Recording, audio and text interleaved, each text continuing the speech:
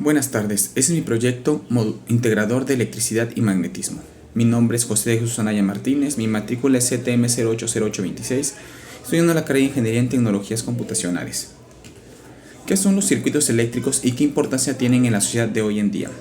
Es el conjunto de elementos eléctricos conectados entre sí que permiten generar, transportar y utilizar la energía eléctrica con la finalidad de transformarla en otro tipo de energía, y ese se compone de los siguientes elementos: generador, conductor, resistencia eléctrica, interruptor, y es de gran importancia ya que todos los aparatos que utilizamos en nuestra vida cotidiana cuentan con un circuito eléctrico. ¿A qué se refiere las leyes de Kirchhoff y dos aplicaciones prácticas que se les pueden dar? Estas ayudan a resolver prácticamente cualquier circuito simple de resistencias y se basan en las leyes de conservación y de energía y cargas eléctricas. Estas básicamente aplican la ley de Ohm en cada uno de las partes circuitos. Primera ley de Kirchhoff, también conocida como la ley de corrientes, postula que la suma de todas las corrientes que entran en un nodo tienen que ser igual a la suma de corrientes que salgan de él. Es decir, prácticamente se tiene que aplicar la ley de conservación de carga en la corriente que transita en los circuitos. Segunda ley de Kirchhoff. La ley de tensiones establece que en una malla o un lazo cerrado, la suma de todas las caídas de tensiones es igual a la tensión total que se suministró. Es decir, que en un circuito en donde el voltaje sea variado entre cada elemento de un lazo cerrado, al final la suma de esos voltajes será la misma que el voltaje de la fuente. ¿Qué son las fuentes de alta tensión y cuál es su función en los circuitos eléctricos? Las líneas de alta tensión son las de mayor tensión en un sistema eléctrico, las de mayor longitud y las que manipulan los mayores bloques de potencia. Enlazan entre sí las diferentes regiones del país. Su función es intercambiar energía entre las regiones que unen, por lo que la transferencia de potencia puede ser en ambos sentidos. ¿Cuáles son los métodos de análisis de circuitos eléctricos? Método de análisis por nodos.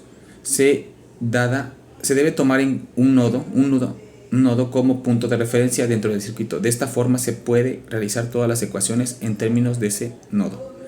Método de análisis por mallas. Se basa en describir todo un término de ecuaciones circulares o de mallas en cuanto a la intensidad sobre cada una.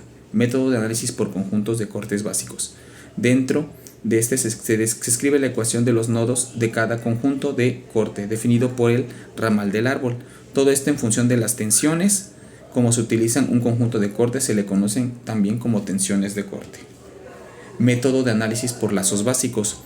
Este método es muy similar al de corte, solo que en este caso se utiliza un árbol y las ecuaciones circulares de cada lazo en función de las corrientes de un eslabón.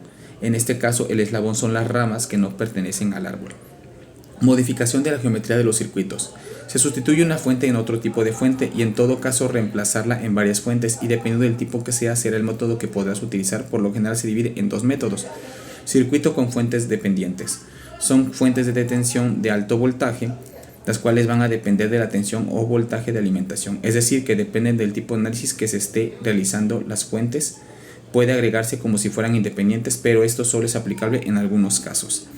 Circuito con amplificadores operacionales. Cuando se tiene un amplificador operacional en un circuito y este es ideal, quiere decir que la corriente, por este motivo es complicado conocer las intensidades y tensiones que hay en el circuito que está conectado.